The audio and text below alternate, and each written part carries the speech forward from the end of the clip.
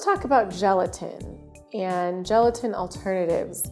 One of the most common questions I ever get is about substitutions for pork-derived gelatin. And surprisingly, pork-derived gelatin and beef-derived gelatin is a common ingredient in so many snacks and candies, particularly things like marshmallows and other kind of gummy desserts and treats, and even more so now in things like cakes and tiramisus, because it's a binding agent for lots of recipes so that things sort of stay firm or stay gelled. And so Muslims are always looking at gelatin as a possible ingredient in lots of food products. I've even seen gelatin in things like hummus. It's really surprising because it's not normally added to something like hummus, but it's also found in things like yogurt. But they're doing it in the food industry just to kind of make things stay firm, and it's more of a food processing ingredient than anything else. So as Muslims or anybody who's following a halal diet or a vegetarian diet, vegan diet, or just really looking at what's in your food, gelatin can be one of the hardest ingredients to figure out. And so also another important point in terms of halal is to really look at if a gelatin ingredient is beef derived, has that been derived from the biha halal animal as well? So it's really important to look for halal certified products or products that you can really trust that have the beef gelatin or vegetarian gelatin derived product. So what I want to show you is sort of what gelatin looks like for the average consumer or home cook, that you can kind of take control of your cooking and buy your own gelatin products and make your own things like marshmallows, cheesecakes, sort of gelatin desserts by using your own types of gelatin. And surprisingly enough, if you look in the grocery store, you can find some things. And I have found gelatin products in Pakistani markets, Philippine markets, and Middle Eastern markets. And of course, your grocery stores that have that really cater to vegans and vegetarians, because there are non-meat derived gelatins available. So let's start with the ones that I find to be really, really interesting.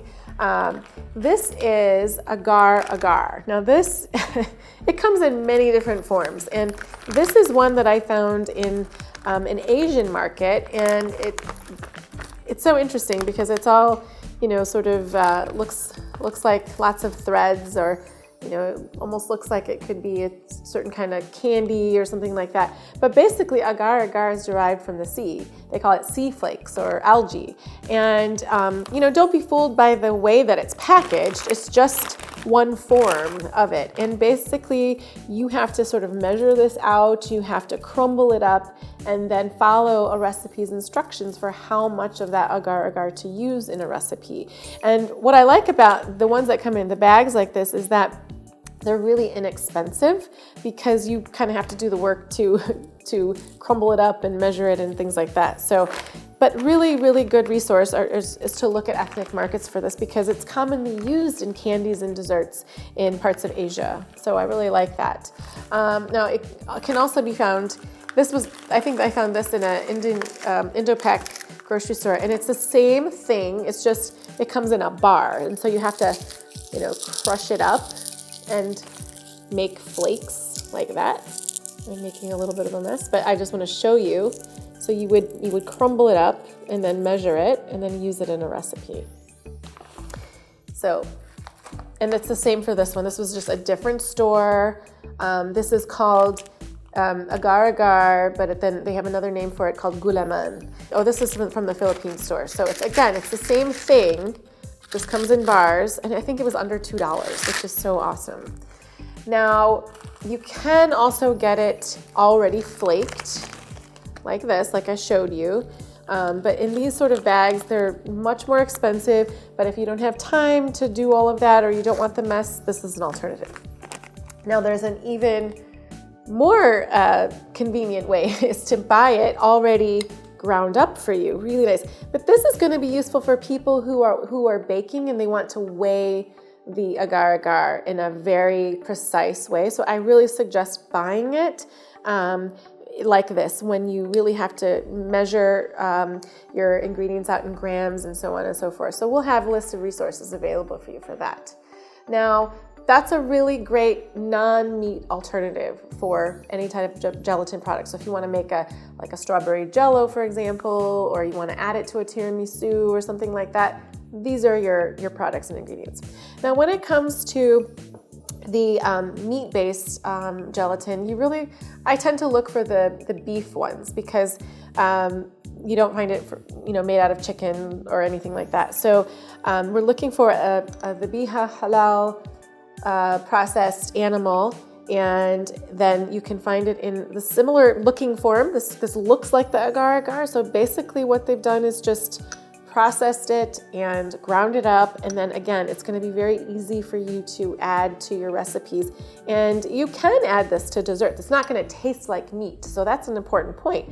But it just depends if you want to go completely vegetarian or not. But I just suggest making sure you purchase from a halal certified company, because then there's more assurance that it's the biha halal.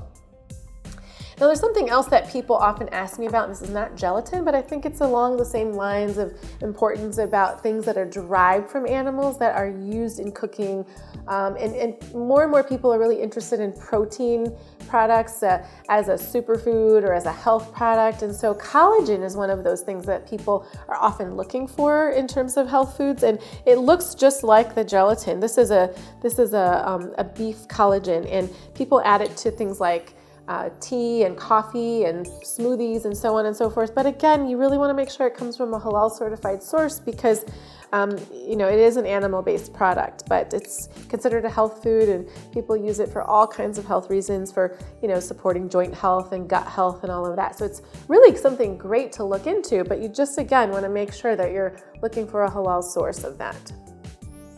And the last thing along those same lines is glycerin, and it's not something that you typically think of when you think of gelatin, but it sounds so similar to gelatin, and glycerin is found in so many products. And so one thing I really kind of did a lot of research on in looking for glycerin when I was making the extracts for my cookbook. I was looking for what kind of product to use to extract the flavor from vanilla and lemon and things like that. And glycerin can be kind of one of those questionable ingredients in terms of where it comes from.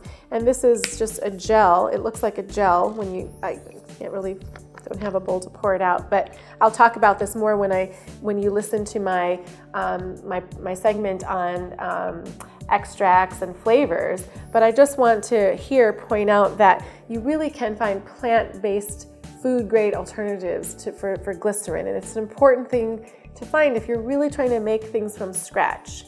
And so there's lots of alternatives, there's lots of substitutions and solutions, but you just really have to know that they are out there and why it's important to find them. So here you have a sea-based alternative to gelatin. You have the biha halal alternatives to the pork gelatin and the collagen, and you have plant-based alternatives to glycerin that I think are just really empowering as a home cook. So then you can just get on with your baking and your cooking and just really know exactly what's in your food.